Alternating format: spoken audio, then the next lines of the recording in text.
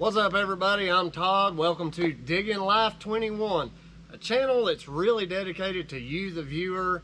And most of the time, our viewers are guys who are wanting to get into excavation and grading, especially on a light to mid-level scale. I operate with trucks that don't go over about 45,000 pounds. Excavator that we have is a 20,000 pound machine. We also run a Kubota tractor. So today we are running our Fecon FMX 36 mulching head. It's not the most exciting thing to watch, but I do want to do, I'd say 15, 20, 25 minutes of real-time mowing of a roadside to let you guys get an idea of how fast a semi-experienced operator myself. I've been doing this about 12 to 13 years. And you can see how fast this mulcher mows, how good of a job it does, so you can see if it's something you want to do or get into, if it's the type of work you want. So, again, it's not the most exciting thing to watch, but it is fun to run, and you can make a good living doing this, and only this, if you're in an area to where there's a need for it, and you know a few people.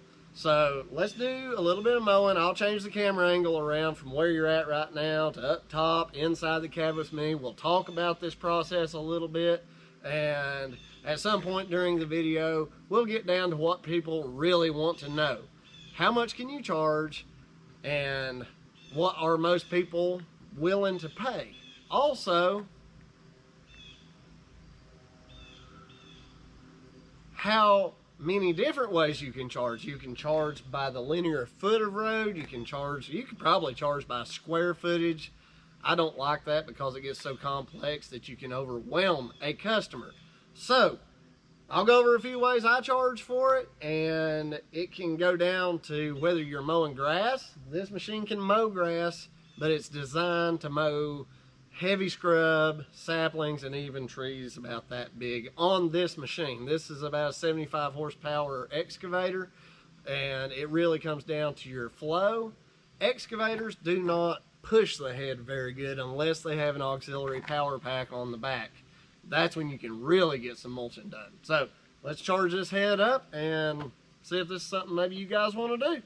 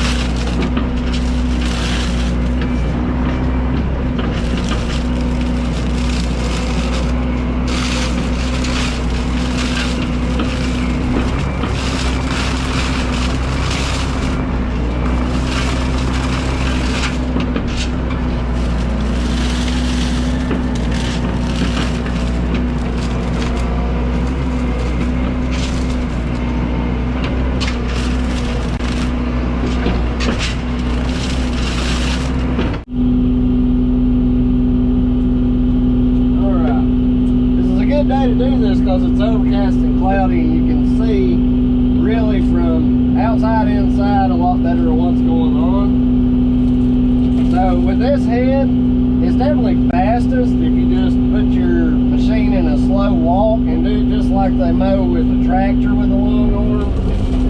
Especially this smaller stuff, that head doesn't need to be spun up all that high to mow it. As you can see, once in a while you can stop. I don't know if you guys can hear it, but that head spools back up and then you just track along.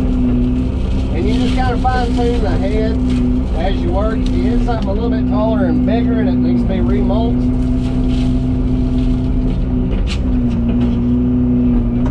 now we'll just keep tracking along. That's the way I like to do it. But now if you get bored of that, you can always just kind of do like you're painting a wall.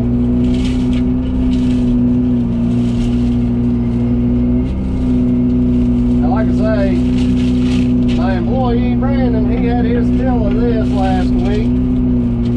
I am wearing safety glasses. I do not recommend doing this with your shield up, but really it's the only choice I've got for you guys to be able to see good. You can mow both sides of the ditch with this. A tractor with a long arm is, I think, faster, but it's not as versatile. You can't get on steep ground and work and do everything you want to do here.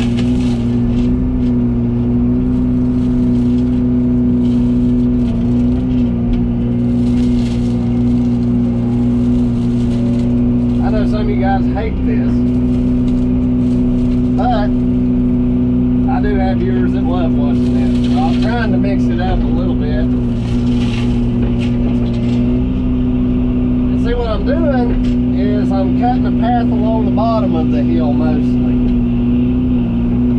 Another thing, if you're traveling on asphalt, hold your boom way out in front of you and it makes it to where you can turn and not scuff the asphalt up as bad.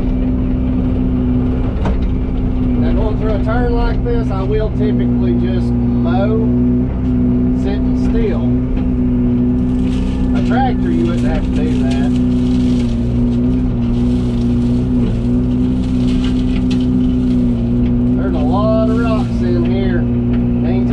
Bouncing, but I can't really put my blade down. I don't want to risk forgetting and leaving it down, messing their asphalt up. So it's actually best to mow facing uphill. As I go through this curve, I can swing side to side, make adjustments that way. But I'm slowly getting farther and farther away from the hill. So once I get that far, I'm going to turn around, stick my boom out to where I can turn easy, and readjust.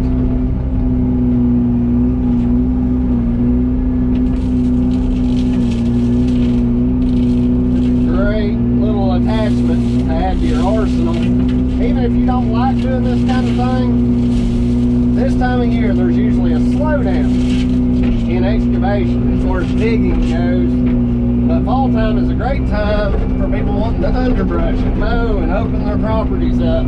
That's where this head really shines. We'll let that head spool back up, and we're going to go. There's a lot of little saplings in here. It's not just weeds, and that's the main goal, is to kill the saplings down.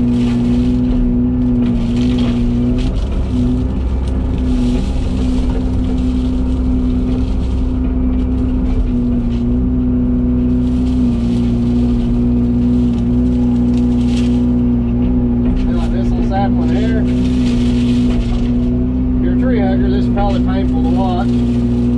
I love trees. I got nothing against them, but sometimes they just got to go. You turn it down, mow your ditch lines.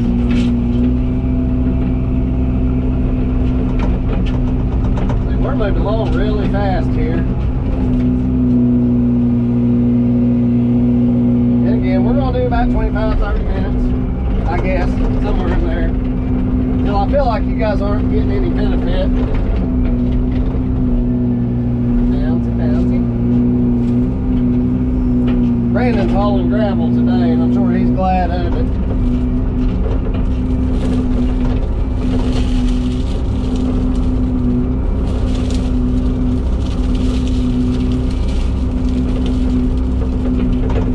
And these are right here, honey locusts. They will spread like wildfire. So we'll just get rid of him, get rid of that little sapling.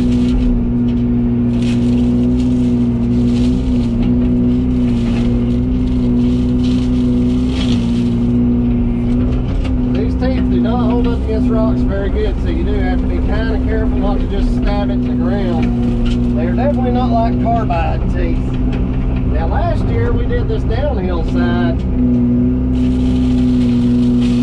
you can reach 20 feet off a bank with this head or this boom. I like doing this. I don't like to watch it, probably like y'all, but y'all are probably just waiting to hear how I charge for it, but that doesn't mean anything if it doesn't look like something you want to do, like as a job.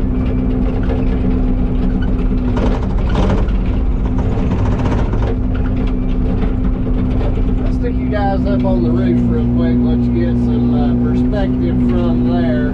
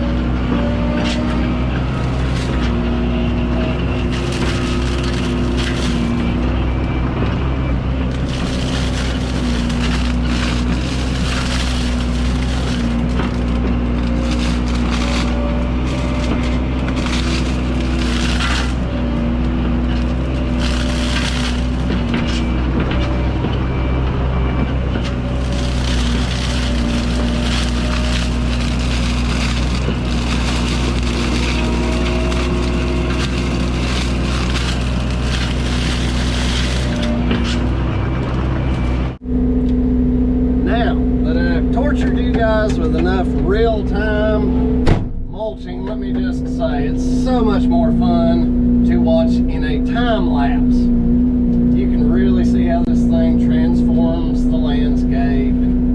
You can be smoother with the controls and it looks awesome. So if you do a lot of online advertising, let me just recommend that you do a time lapse to send to your customers, but also a customer's not going to be impressed by real-time view.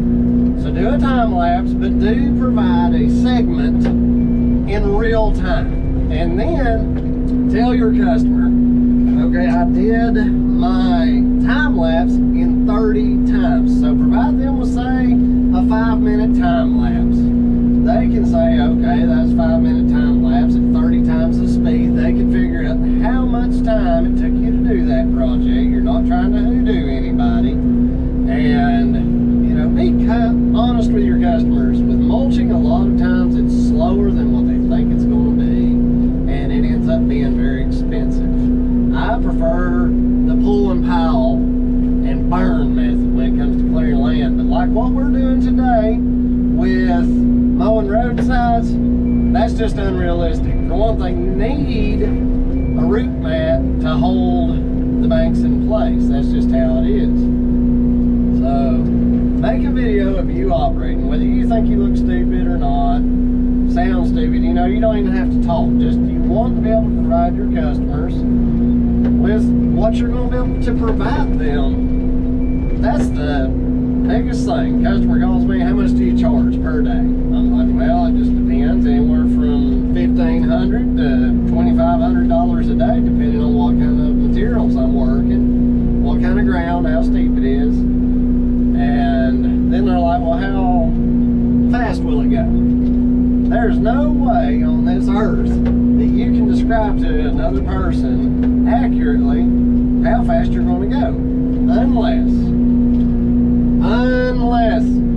you're doing like what we're doing today. And you're going to say, okay, my head is 3 feet, 3-foot cut, and you're going to give them between an 8 and 9 foot from the bottom of the ditch where the hill turns up. From there up, you tell them I'll give you 7 to 9 feet. If you give them an exact distance, they're going to be out there with a tape measure, and you're going to end up having to cut a little bit more. So you're going to have to figure for that. So you've got them, I'm going to give you 7 to 9 feet, and then it's how much time is it going to take? Well, that depends on the operator greatly.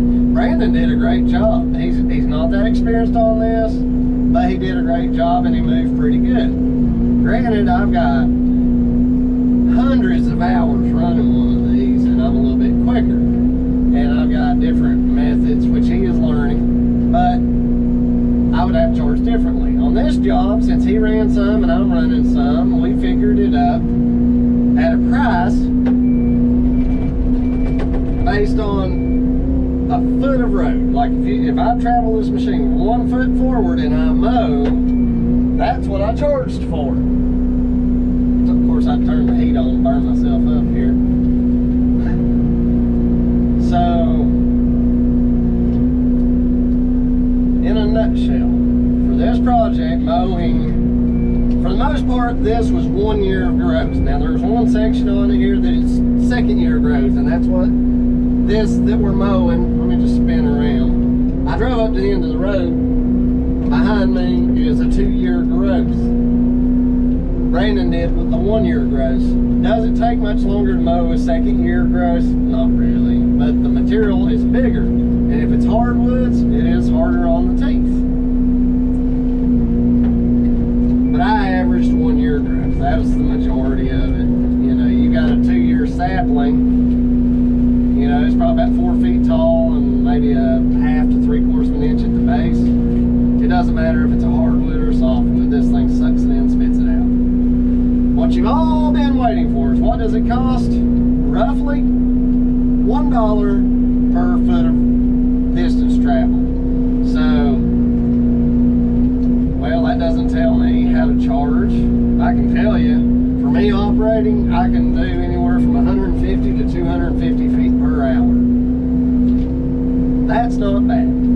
That is not bad. Now, somebody who is brand new to this, they might only be able to do 50 feet an hour. It comes down to you as an operator. So you guys are just starting, you would probably be shooting yourself in the foot to do it that way. Customers love when they can look and you can mark off a 100-foot stretch and say, this is how much it's going to cost.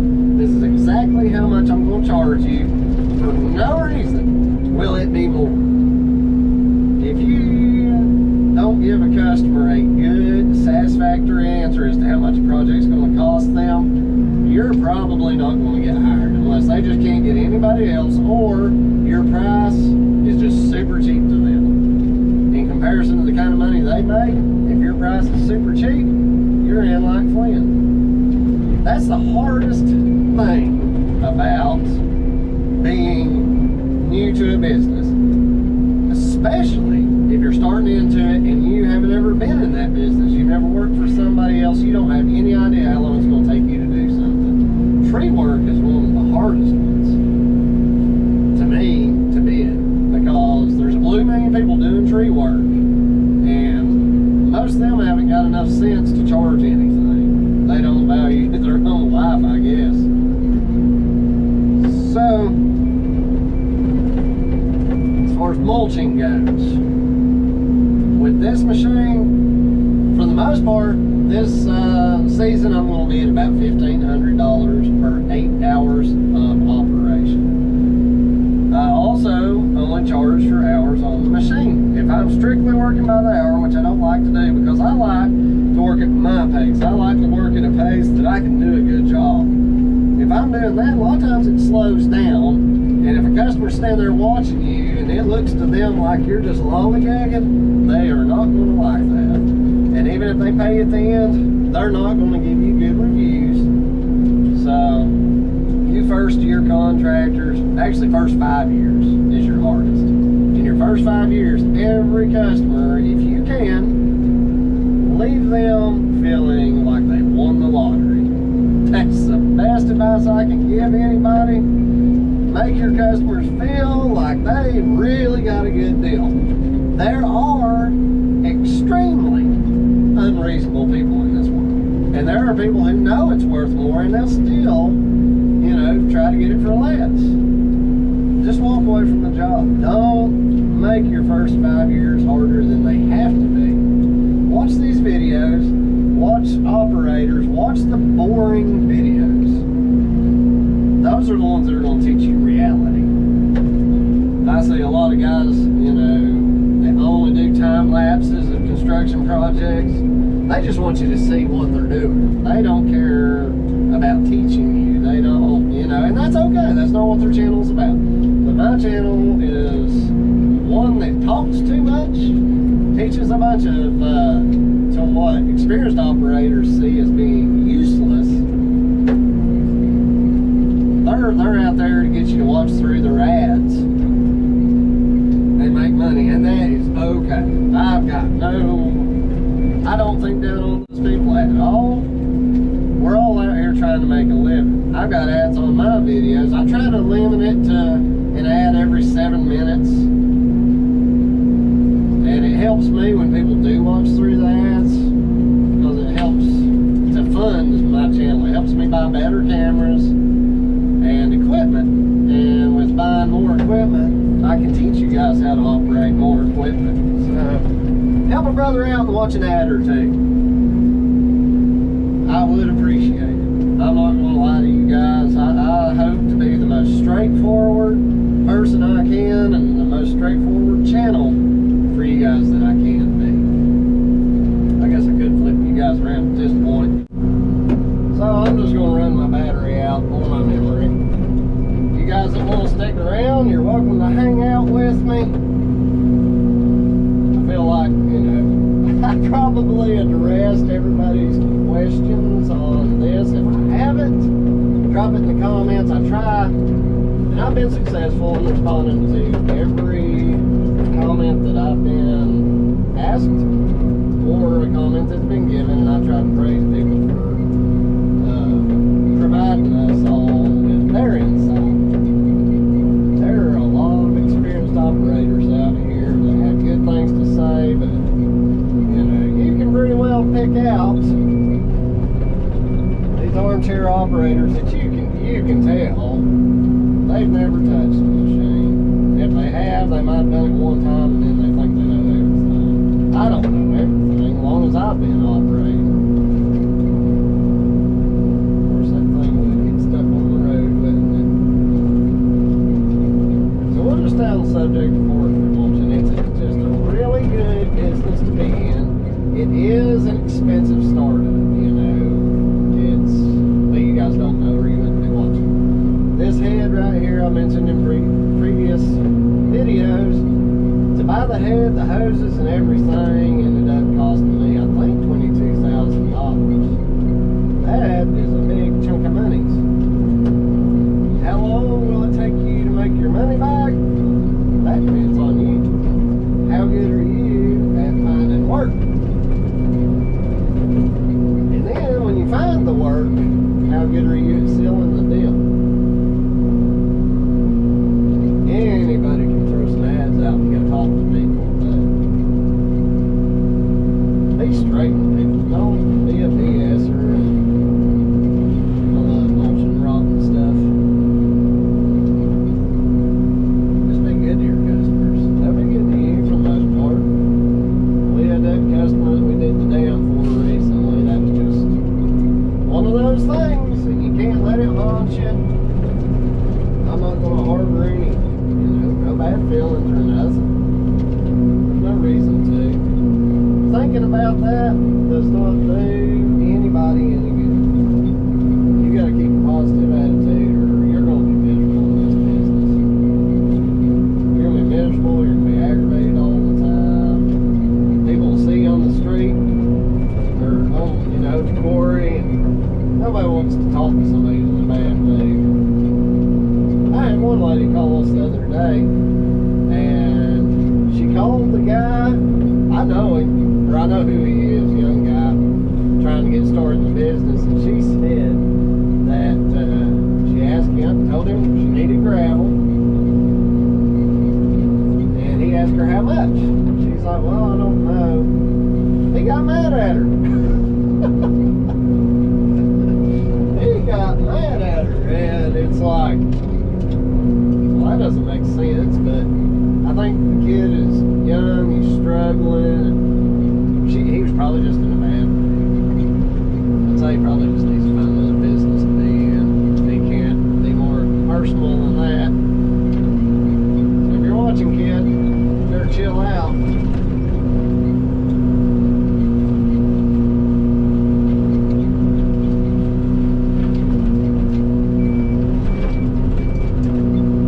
This is how I prefer to launch these roadsides. I like going upgrade, if at all possible. And I just start at the bottom of the ditch and I just float the head up along the ground, skimming along. I find that it minimizes getting into the dirt.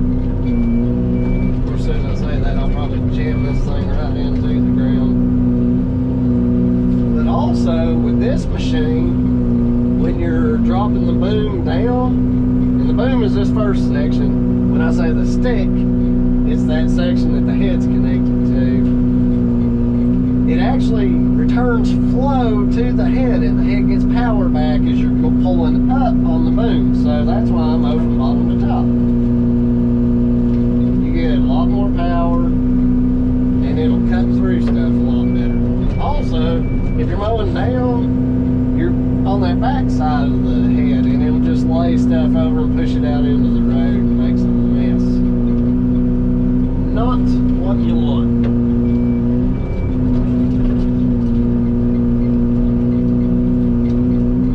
I appreciate operators who do real time with grading and stuff, because it helps me learn. It helps me learn how long does this really take.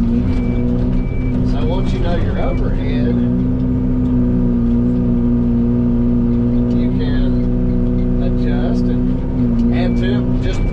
you want to make factor.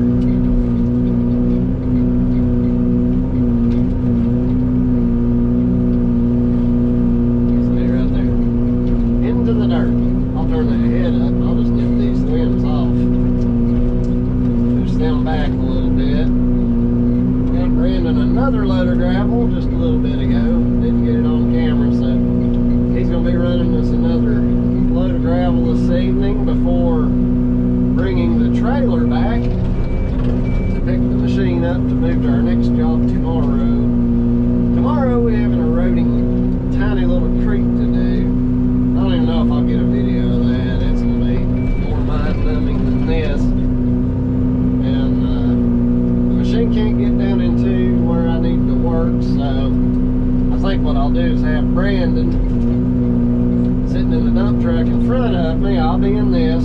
I'll have him dump a little bit of riprap out, and I'll just reach out and drop it and let it roll down to the creek where it needs to be placed, and then I'm going to place it by hand.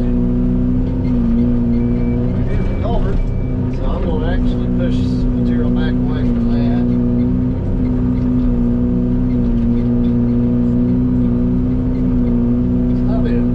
It'll be a fun little project. Not my favorite kind of project, but a project. A project that pays the bills and keeps me and Mr. Brandon busy.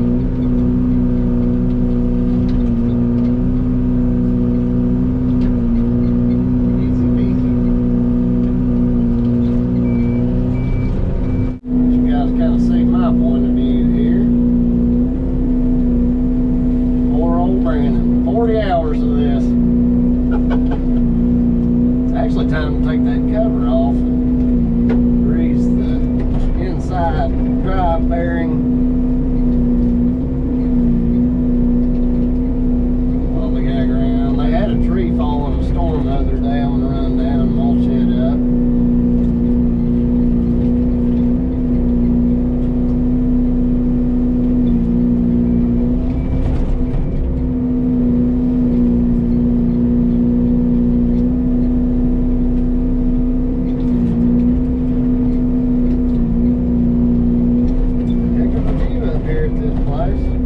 Now, I'd instructed Brandon not to worry about this side right here because we're really not contracted for it, but since I'm going to have just a touch extra time today and it doesn't take me just a swift second to knock it down a little bit in the worst spots, I'll just go ahead and knock it down and help the guy that does the mowing. I think he does it like a little sickle mower. Just make life easier on me maybe next year.